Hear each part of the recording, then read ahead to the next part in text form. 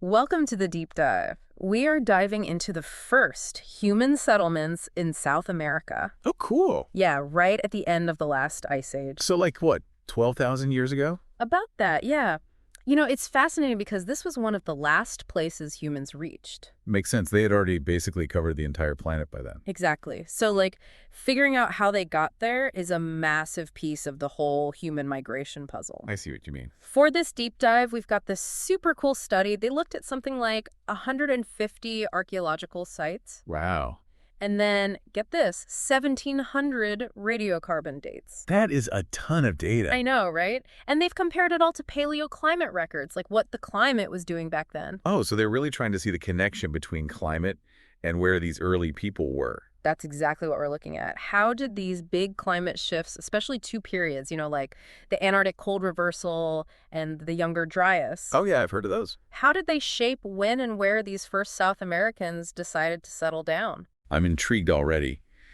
Understanding how environmental changes and human activity fit together back then can teach us a lot. Yeah, about how adaptable humans are, right? Totally. Hopefully, as we go through this, you listening will have those aha moments, where it clicks. Right, like, oh, so that's how it all happened. Okay, so the study points out something really interesting right off the bat.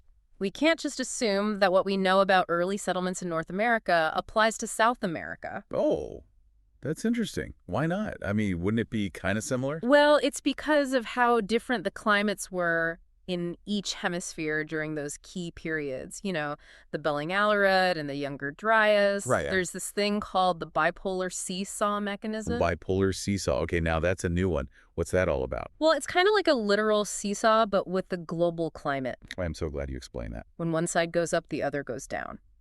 So when the Northern Hemisphere warmed up during the Belling-Alerud, the Southern Hemisphere actually cooled down. Oh, I see. So it's like they were out of sync. Exactly. And then it flipped.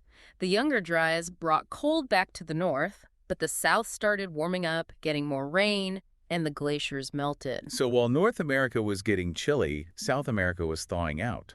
Pretty much, yeah. Wow, that's a Yeah. pretty big difference. Mm-hmm. So we're talking about completely different environments. Exactly. Imagine early humans in North America trying to survive a cold snap. Right. Bundling up, searching for food. But down south, their counterparts are dealing with increasing warmth and rain. Wow, that's wild. It completely changes how we think about those early settlements, right? It does, doesn't it? We can't just assume that warmer meant easier for everyone. I'm starting to see why we need to separate those two stories. All right, now get this. The study found that the very first signs of human activity actually pop up in the places most affected by that Antarctic cold reversal. The colder areas. That's kind of surprising, isn't it? It is, right. So we're talking about the southernmost tip of South America and those high-altitude areas in the Andes. Okay, I'm following.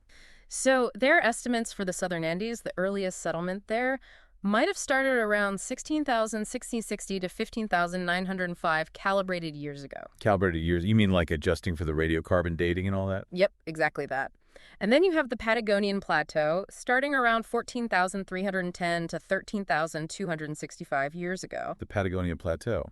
That's Well, still south, right? Yeah, way down south. And then in the high-altitude Andes, it was maybe around 13,750 to 12,830 years ago. So these weren't exactly tropical getaways. Not at all. They were choosing some pretty tough environments. Makes you wonder why, right? It does. I mean, you'd think they'd go for the warmer, more comfortable spots first. Well, the study has some ideas about that. One is that humans had already spent thousands of years adapting to different climates. They're basically pros at survival by this point. Yeah, they had the knowledge, the clothing, the skills to survive in colder places. That makes a lot of sense. They weren't starting from scratch. Right. They were bringing all their accumulated experience with them. Like a toolkit of survival skills. Another important point is that the Antarctic Cold Reversal, while it was a cooling period, it might not have been as drastic as the changes in the north. Oh, so maybe the changes were slower, easier to adapt to. Possibly. The study suggests that, at least. And there's also the possibility that people were already in South America even before the ACR. Yeah, the study mentions that. There's some evidence, maybe in the southern Andes, the Brazilian highlands, places like El Jobo and Itaparica. Interesting. So potentially even earlier settlements. Potentially, but it's still debated. Not everyone agrees on those dates. It sounds like we need more research to figure that part out. Definitely. More evidence would help clear things up. Now, speaking of changes, around the time of the ACR, we also start seeing new tools. Oh, like they were innovating as they were settling in? Yeah, exactly. The study specifically talks about bifacial points. Bifacial points. Remind me what those are again. Sure, so imagine a stone tool that's been sharpened on both sides. Ah, so it's like a more advanced type of tool. Yeah, a more refined edge. Makes sense. You'd need better tools to survive in tougher environments. They started appearing around this time. The Bayesian tradition, for example, they were known for their bifacial points. Bayesian. Isn't that in Peru? It is, yeah. And their estimated start date is somewhere between 14,960 to 13,175 years ago. Okay, so bifacial points popping up in South America around the ACR. Yep, along with other projectile point technology around 14,220 to 13,045 years ago. Fascinating how it all seems to line up. Did they find any pattern to where these new technologies showed up? That's the interesting part. No clear pattern. It wasn't like it started in one place and spread out. So different groups might have developed these tools independently. That's what the evidence suggests. Now let's shift gears to the Younger Dryas period in South America. Okay, that's when things warmed up down south, right? Exactly. And this seems to be when we see humans spreading out all across the continent. Makes sense. Warmer weather, more resources, more places to live. Yeah, it's like they had established themselves during the colder period and then, bam, expansion. Kind of like they were waiting for the right moment. In a way, yeah.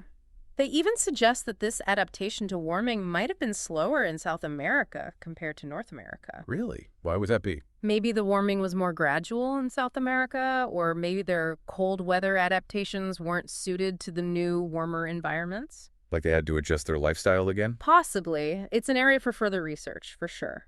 Now, there's also an increase in the number of archaeological sites dated to around the start of the Younger Dryas. So more people, more activity. Looks like it.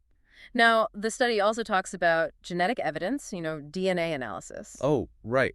What does that tell us about the timeline? Well, genetic studies suggest a rapid population expansion in South America between 15,000 and 13,000 years ago. Okay, so that lines up generally with the archaeological evidence. It does, but this study, by looking at the number of sites over time, suggests that big population growth might have started after the Younger Dryas. So genetics gives us a broad time frame, and archaeology helps us narrow it down. Precisely. Now, what about how they actually moved across the continent? The study says that the Western Andes, especially the Pacific coast, was a crucial route. So they basically followed the mountains south. Yeah, it seems that way. There's earlier evidence of occupation west of the Andes compared to the east. The Andes is a highway, not a barrier. Exactly. And then as they went further south, they seem to have spread east. Makes sense, kind of fanning out as they went. And remember, climate wasn't the same everywhere. Different regions had their own variations. Right, that would definitely influence where people settled.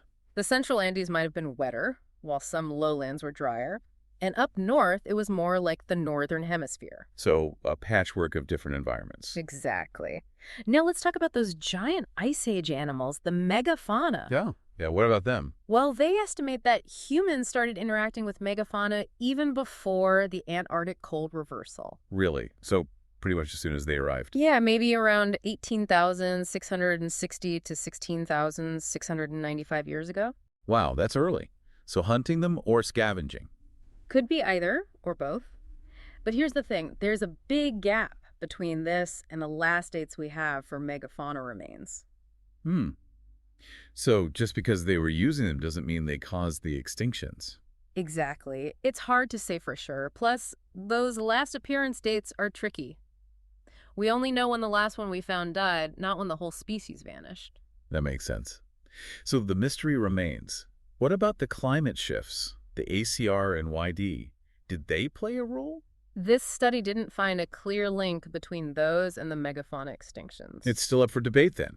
Some say it was humans, some say climate, some say both. Yeah, it's complicated. Now, remember all those archaeological sites and radiocarbon dates we've been talking about? Sure. Well, the researchers found some limitations in that data. Oh, really? Like what? For example, they are missing a lot of information from places like the Guiana Highlands, the Orinoco Lowlands, and the Amazon. Large chunks of the continent. Yeah, and that makes it hard to get a complete picture. I can see that. What else did they find? Well, sometimes the details about the radiocarbon dates weren't fully reported, like how they treated the samples, what species the material was from. So it's hard to evaluate how reliable the dates are. Exactly. And they also mentioned that having limited dates from stratified sites, sites with layers can affect their calculations. You need those layers to understand the chronology, right? Exactly. So they basically say we need more research in those understudied areas, more dating in those layered sites, and better reporting of the data we do have. Makes perfect sense. So what's the big takeaway from all this?